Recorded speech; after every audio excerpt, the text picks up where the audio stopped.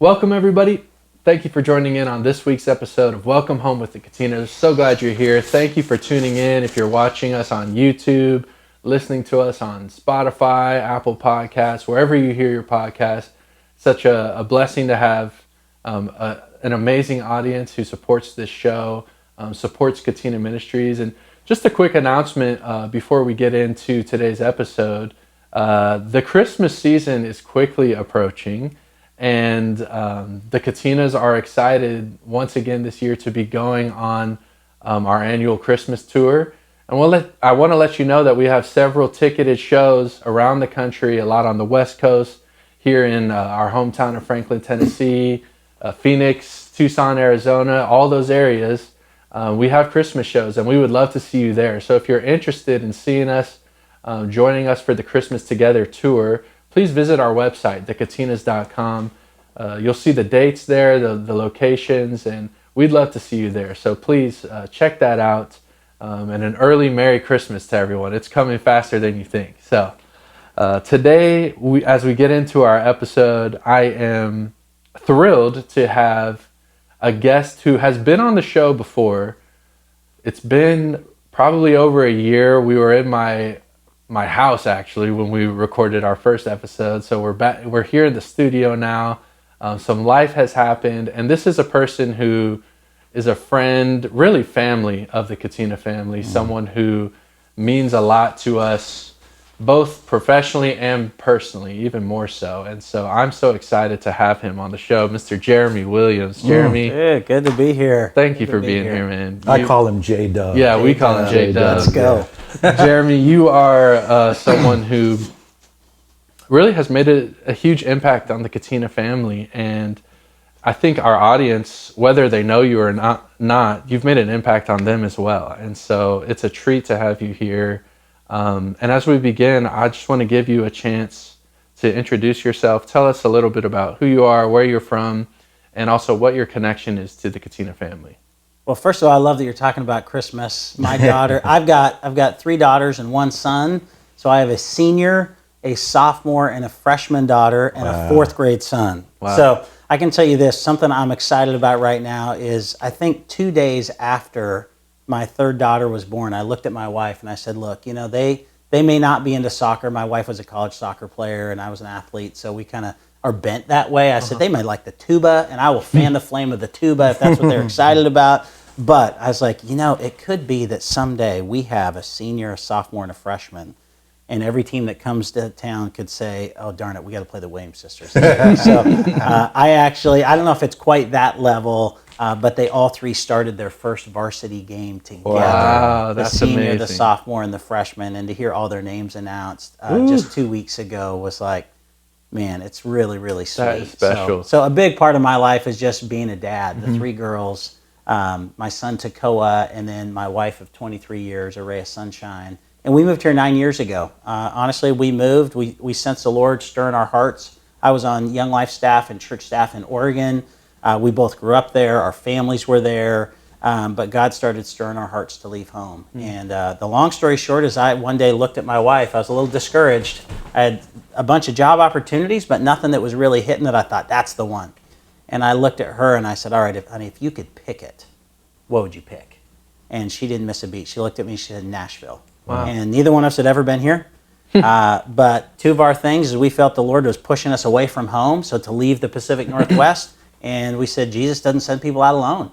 So we're going to go where we know people or take people with us. And so we knew a couple people here, and obviously Tennessee was a long ways from Oregon, and it was outside the Northwest. So, man, I headed off to a men's retreat. She said, I'm going to call Brandon and CB. You call Mark and Callie. By the time I got back, she had work here, and we didn't know where we were going to live.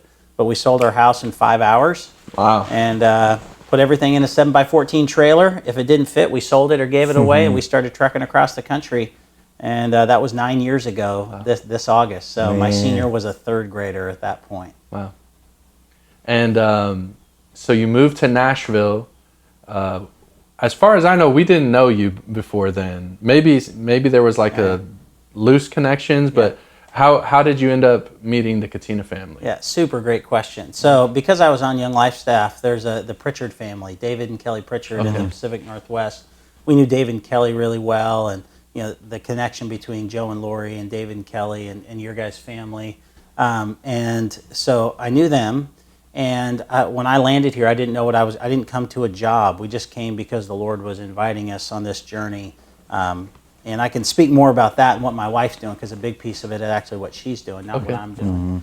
And but I thought, I want to start by encouraging the places that I know to encourage. And that one of those was Young Life. So I thought, well, I'm just going to figure out where the closest Young Life Club is and go show up. And I heard that it was at the Katinas house. Yep. I'd known the name because of music, and so I thought, well, I'm going to figure out where their Young Life Club is. So I showed up, and I was standing in the kitchen watching this Young Life Club happen, and it was a great group. And I started talking to Joe and Lori, and we took a selfie and sent it to Dave and Kelly, and I said, hey, where's your son? And they said, oh, he's over there in the back of the room. And I mean, as soon as I saw Eli, I was like, oh, that's a leader. Like, it was so obvious to me. I was a football guy. I could see that he was I knew he was something. I was like, that's a leader. But he didn't seem super connected, not because it wasn't a great group. It was a great group, but there just wasn't somebody that was connecting personally with him. And so that's when I told Joe and Lori, I said, well, here's my number, and you tell him if he wants to connect, I'd love to take him out to dinner. So we went out to Five Guys, because I thought a big old lineman, you can't lose with Five Guys. And we had a lot of French fries and burgers and talked about life. And it was pretty obvious that even though we all have great families, we need the village. And there wasn't a youth pastor pouring into him, and there wasn't a Young Life person that was really connecting with him at that time. And so that's when he and I started meeting. And every week we'd go for a walk, we'd memorize scripture, we'd talk about life, and we'd pray for each other. Wow. And that's kind of how my journey with the Katinas started. And Joe and Lori, of course, invited me in to meet everybody else, and y'all are like family. So, wow. Yeah. And Jeramy, that meeting in that kitchen was historical in so many ways, because it really was the beginning of what Love Squared is now. For a lot of people who don't know, I mean, Love Squared was something that it was basically Katina Missions. It was just a rebranding of the name, but there was no clarity in what we were doing as far as missions. It was just like whatever the need was, whether it was purchasing water wells, or going to the DR, or back to our homeland. Singing in a prison. Singing in a prison in supporting Arizona. Moms. Right. Yeah. And all those things have been great things, and we're so thankful for the people who partnered with us so that we can do those things. But that was, I believe, the birth of the vision to see what Love Squared is now. It's a mentoring, leadership training for young people, especially young men who aren't quite sure what they want to do after high school. And so I'm grateful. And when I think about that meeting where you met Joe and Lori and eventually Eli, that God was all up in that. Yeah, and I had no idea. I was just showing up at a place where I thought maybe I can be helpful, but I had no vision of what was supposed to happen when I walked into that living room. I just thought, just show up and be present, pay attention, and get a chance to meet these people that I've heard about. And we had no idea what it was going to turn into today. So pretty special. It really is. Are you guys familiar with? There's a pretty big YouTube channel called Yes Theory. Have you guys heard of them? It's a group of guys. They've been around for probably over a decade now. And they started out, they just made videos where they would kind of go on these like unplanned adventures and just say yes to whatever opportunities came to them. It kind of reminds me, I think there's a Jim Carrey movie called Yes Man. It's kind of like that. Yeah. But there's something about your trip from the Pacific Northwest to here, Jeramy, that reminds me of the Yes Theory guys. It's amazing the things that they've gotten to do and experience just by saying yes to the opportunities that are given to them. I'm curious, would you say that that message kind of resonates with you? And if so, where did that part of your life come from? Where did that That's come great. from? Well, when I think of that, I think there's just power in showing up. And so I know that when for example, just saying yes to showing up to that night, I had no preconceived notion that God was trying to do something unique, but just show up and pay attention, and look for God's invitation. And I would say, man, I'm trying to think. I mean, really, it was Young Life. Young Life is the place that I learned about showing up in the world of other people, where you don't have to without an agenda except to care about them. You know, I'm not trying to get you to come to something. I'm not trying to, make some transaction. I'm just going to show up and, love squared, love God, love people. I'm going to show up loving God, loving people the best I know how, with open hands. Because when I got open hands, I can say, God, take what you want to take and give what you want to give. But I think, at least for me and others, we can go through with closed fists. And with closed fists, I can hold on tightly to what I know, which is really safe. But if I want to experience the bigness, the greatness, the miraculous of God, I got to be palms up. And palms up is saying, Lord, I know there's some things I hold on to that I think are bringing me life, and they're just bringing me relief. And you want to take some of those things that are bringing relief and say, I got real life for you. Take hold of what I want to give you. So I think that I like that idea of yes theory, but just showing up. And paying attention to what God might be doing and how we can be a part of it. So, yeah. That reminds me of, my first year of college, I went to community college here in Franklin at Columbia State, and I took it was a required public speaking class. And I still remember my professor, his name was Mr. Johnson. The first day of class is syllabus week, so all the professors are telling people, this is what we're going to do in the course. You have this many tests and this many assignments. And Mr. Johnson said, there's 3 words that you need to know for this class. Showing up matters. And 80% of our grade was attendance for that class. So he said, if you show up to every class, you're gonna pass. And that's good. Even still, there was kids who wouldn't show up. And but I really did that. I probably don't remember much from my public speaking class except for that first day when he said showing up matters. And it's not just about your grade in public speaking, but I think in life that is a really good value to have, is that there is power in just showing up. And that is half the battle. And I think that kind of is a core part of, at least in my experience, what Love Squared is it's people who show up. It's people who are there, whether you see them or not. Those guys were there, and I attribute a lot of that to you, Jeramy. That's something you've instilled in us, in our associates, in our leaders.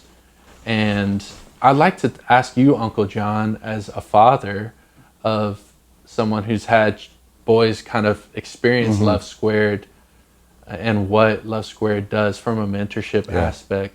What have you seen in your sons and how Love Squared has impacted them? Yeah, it's been everything. It's been so vital for them. Because you can have kids, and I have 5 boys, and grew up in a Christian home, but yet they've gone through some dark seasons in their life, have to endure their parents going through a divorce.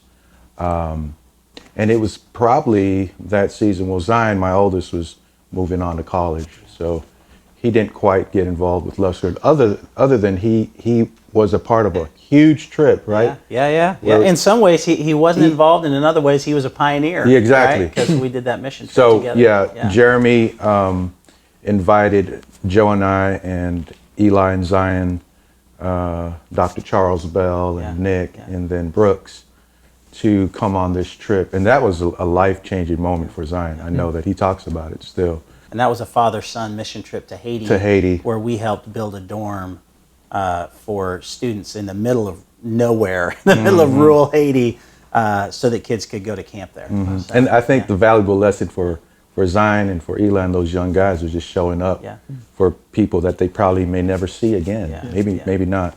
But Love Squared, guys like, of course, their cousin Eli. Eli's been just a mentor and an older brother, but even aside from being blood related, he's been just a godsend for all of my boys up to this day.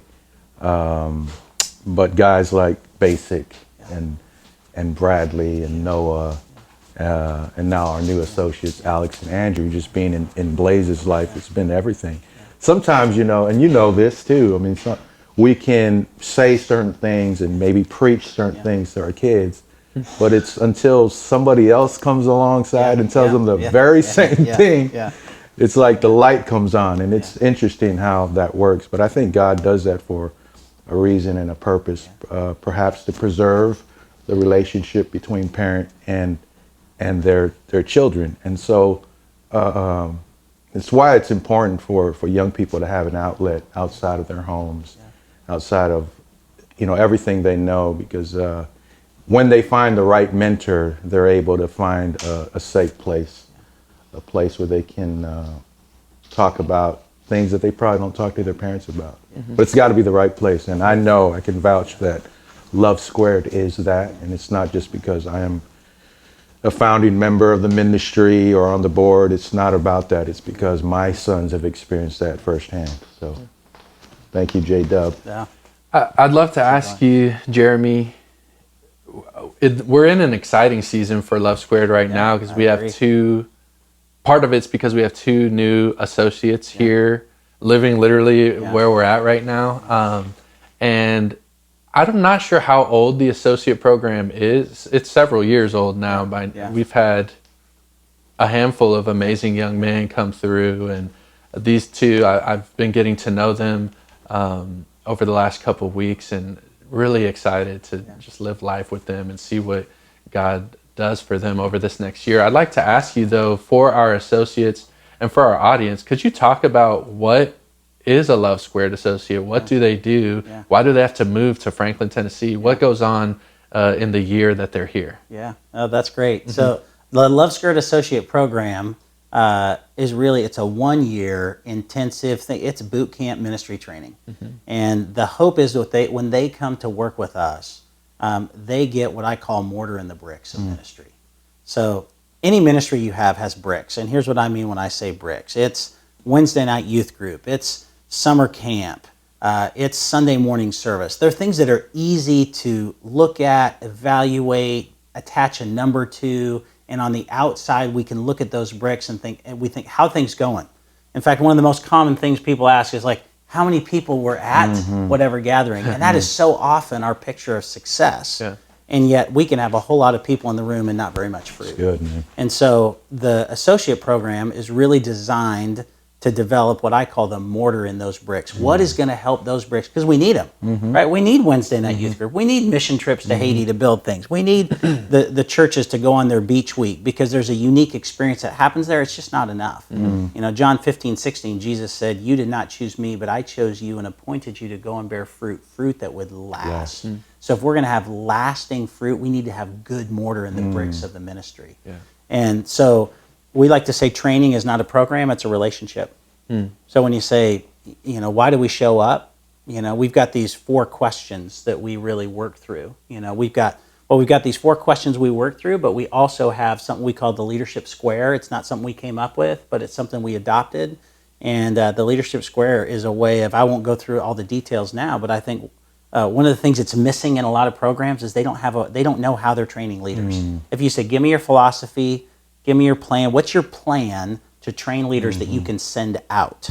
And so the leadership square is a way to capture visually the 4 different stages we take leaders through, so that they're really capturing the things that we want them to capture. And so we have that lens of everything we do is developing leaders, whether they stay here or whether we send them back. And I can tell you a couple stories exciting just this week of leaders that we've sent out. I got a picture from a friend in Oregon, and it was 2 teams, Bend High School and Summit High School, and former Love Squared associate Bradley Thurber had just spoken at a chapel at Wilsonville High School. And then after the game was together, as Wilsonville and Summit High School in Bend, Oregon, prayed together on a team. And so I got this picture, of 75 or 80 kids all praying together. The other one, Basic Bessaway. Basic is in Salem. He went back he trained here, and we said, some we want to stay. Like Dan Thompson came here and he stayed. But we want to send him back. We say, hey, take this mortar and the bricks, and I don't care if you lead Young Life or your youth group or FCA. It doesn't matter to me.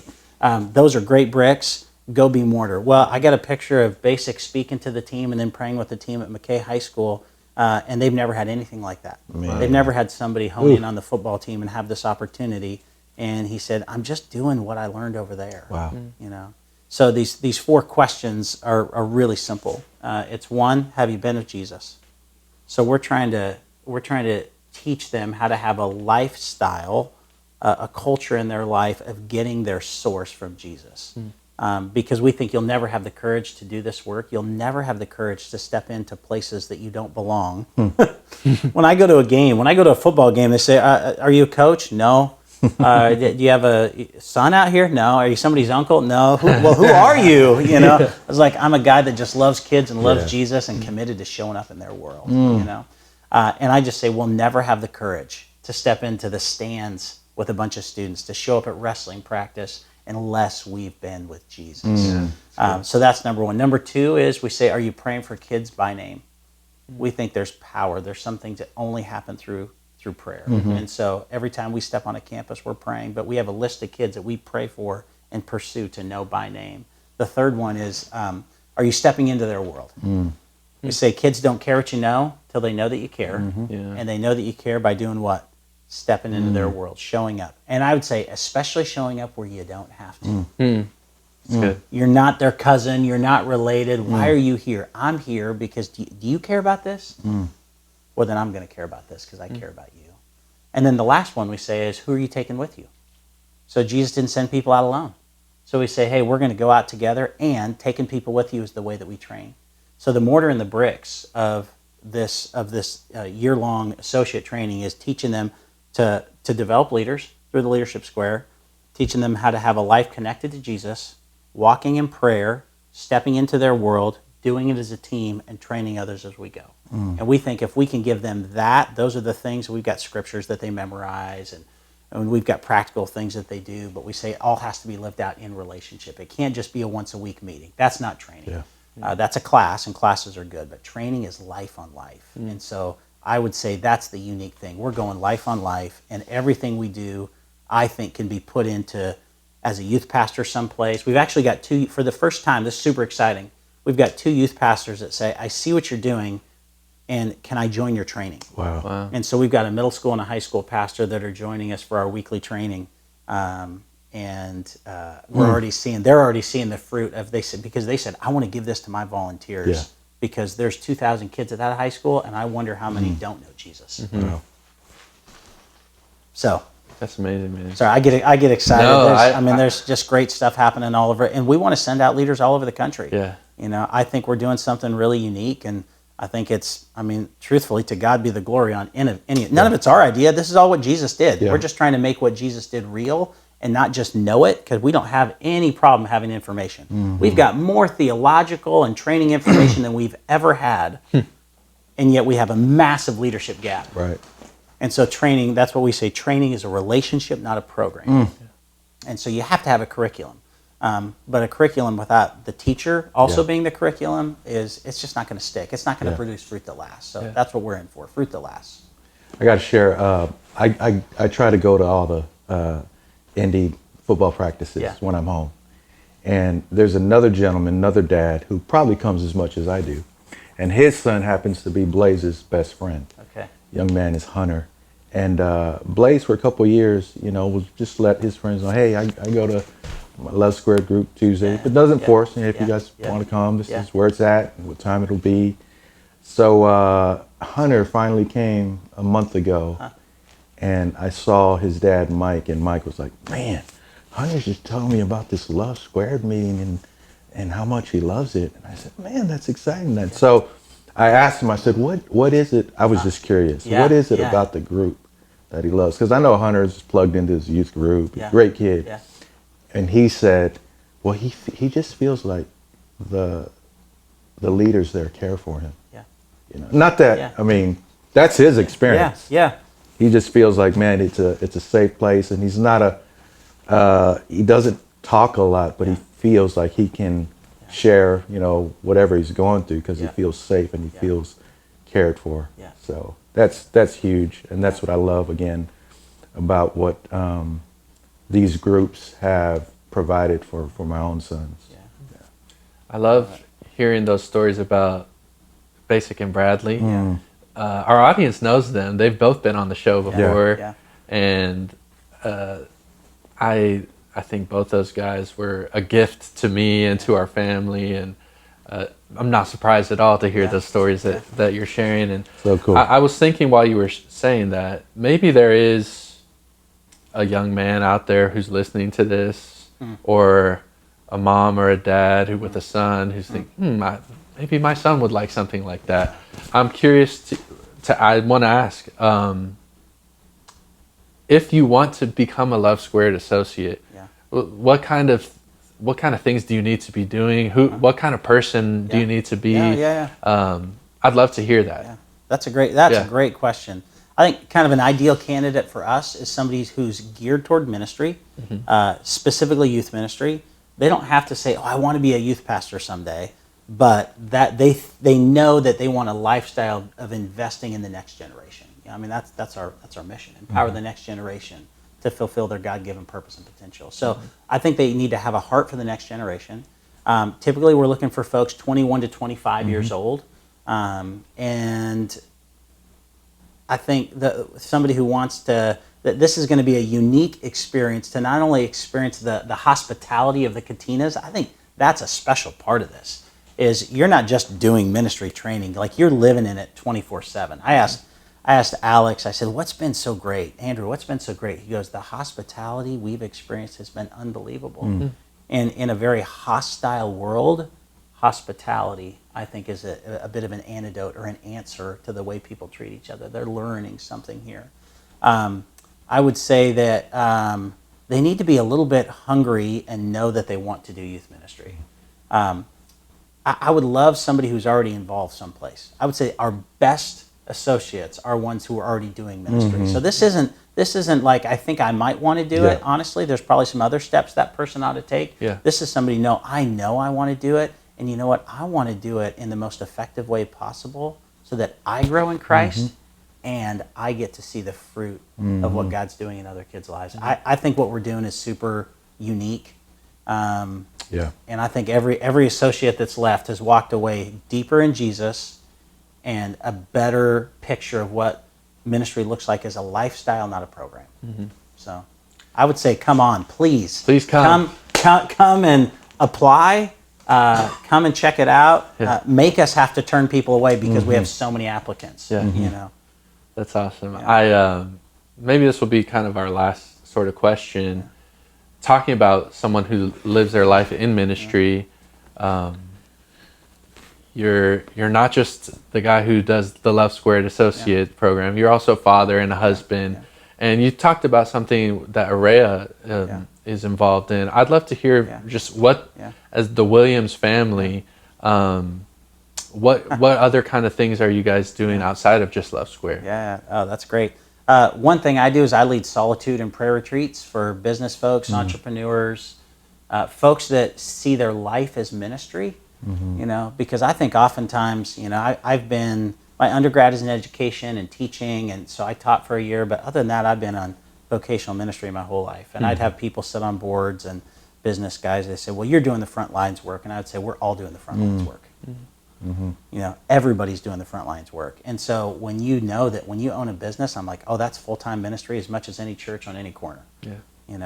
And so I love to lead retreats and create some quiet space for them to get what they can only get from Jesus so that they can give that away to their family. So that's one of the things I get to do. We call it a one-voice retreat.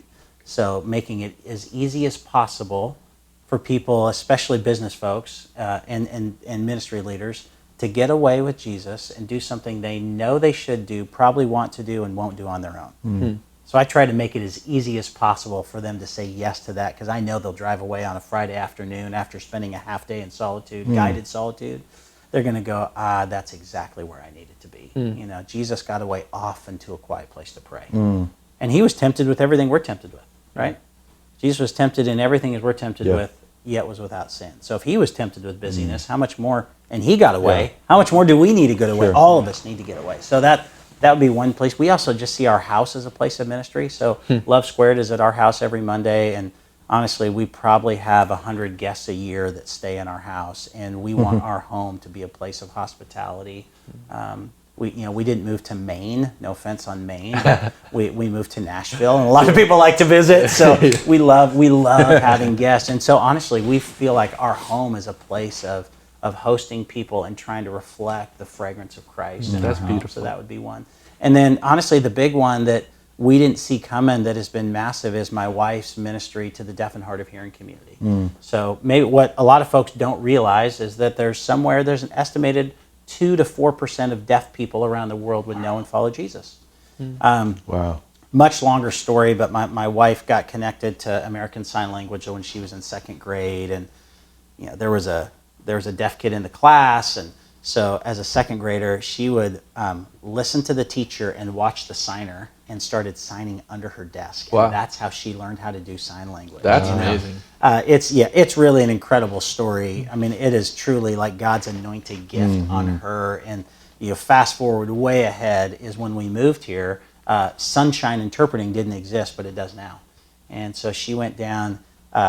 There's a conference called the If Gathering. It's one of the biggest women's gatherings in the country, and so she went to the If Gathering, I believe it's Jenny Allen, and said, hey, what you're doing is too good to not make it accessible to the deaf and hard of hearing community, because part of the reason there's only 2% of deaf people that follow Jesus is where do you go? Right. There's a lot of churches in Nashville, right? You and I could go say, well, I didn't like the worship there. I think I'll go over here. I didn't, but if you're deaf, where do you go? Wow. Is there an interpreter? And is the interpreter trained in theological language? Or is it Aunt Gertrude who picked up some sign language along the way and is willing to do it, which is great for Aunt Gertrude, but you're not getting the message. So Araya goes to this If Gathering and says, what you're doing is too good to not make it accessible. Let's make it excellent. And they said, you're the third person who said that. Let's give it a shot. And we want to go with you. So her and her childhood friend, Holly, who started Young Life for deaf kids in Oregon in 1997, she called up Holly and said, let's do it together. So they did it, and they had metrics where it's streamed all over the country.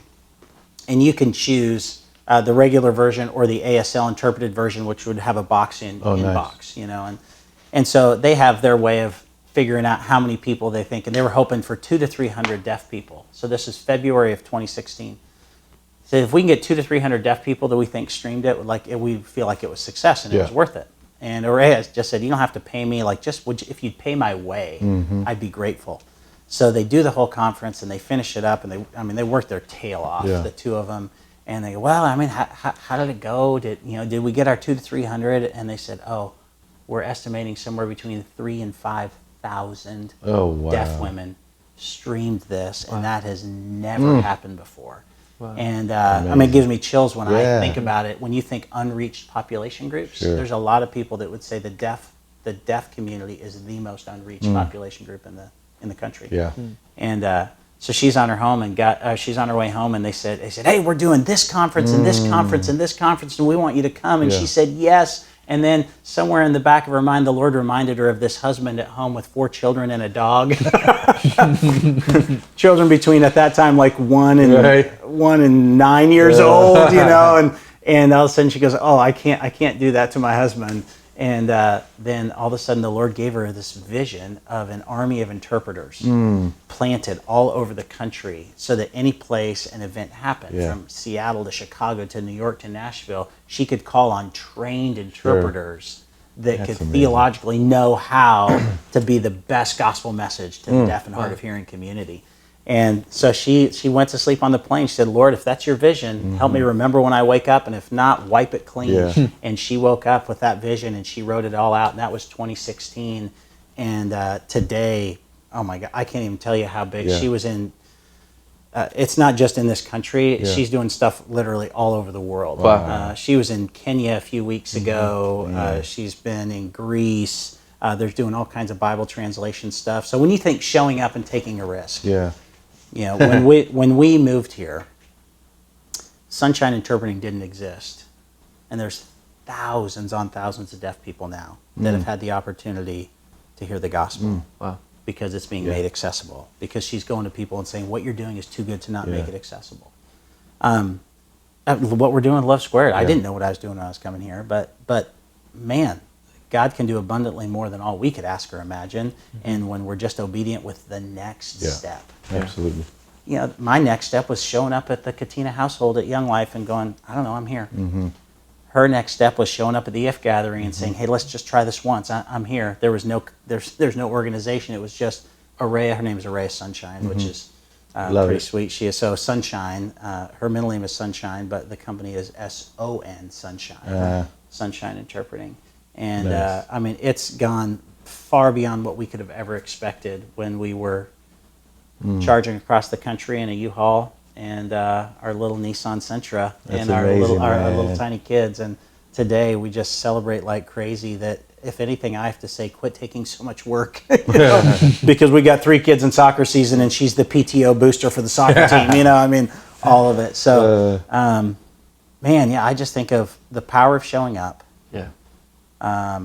And the power of saying yes. I love the way you said that. And we want to know all the steps, and we just need to know one, the next one. That's it. And if we just take the next one, palms up, release my expectations, I get a chance for God to take my hands and invite me into something way bigger than I could have imagined. You know, so Love that, Jeremy. and I love being in the journey with your family. You know, it's really beautiful. My daughter just the other day said, "Joe, we need to have dinner together soon. We need to come over to Joe and Lori's." And I'm like, yes. So Well, you guys are a gift, and we have a tradition on the show, Jeremy, started by Uncle Yeti, actually, where if we have the opportunity, we like to leave with an encouraging word. And so I'm going to ask Uncle John, if you would, Uncle, give Jeremy an encouraging word and a blessing, and then we'll get out of here. First of all, I would say don't leave Nashville anytime soon. not planning on it. Well, I want to thank you. Thank you first for being obedient, because you and Araya and your 4 kids have been a gift to the Katina Ministries, to the Katina family, to Love Squared. And I am just so excited for all that God has for us moving forward. So as I encourage you, man, I'm excited because we haven't seen the half yet, and our best days are ahead of us. And I just want to encourage you to just stay in God's presence, man. And as you take other businessmen on these solitude journeys, that God would open up the windows of heaven and pour over you things that your eyes have never seen. And so I'm so proud of you, brother, and I'm glad that we're on this journey together. Thank you, brother. Love you. Love you too. Love you. Love you both. Love you, Okay, Jeremy. I'm probably not supposed to do this, but I'm a linebacker at heart. But I'm just thinking, as people are listening, one of the things that we do is we pray for every high school we go by. Here's a prayer that is never, I don't think it's ever a wrong prayer. Jesus can correct me if he wants. He said, pray that the Lord would send out laborers into the harvest. So every high school and middle school we drive by, we say, Lord, send your leaders, send your leaders, send your leaders. And we pray that the Lord would send them to our own kids.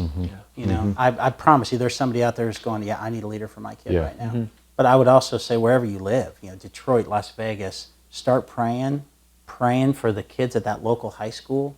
And man, if we can be helpful, we would love to raise up a leader and send them out. Or the other thing I didn't mention is that we've also done intensive trainings in different cities. You know, we went to Oceanside, California, and we did an intensive training over the weekend of what we're doing. But I just say, man, Jesus and kids is my mission for the rest of my life. And there's so many that are just unreached. And one thing that we can all do together is keep showing up, but pray that the Lord would send out more leaders.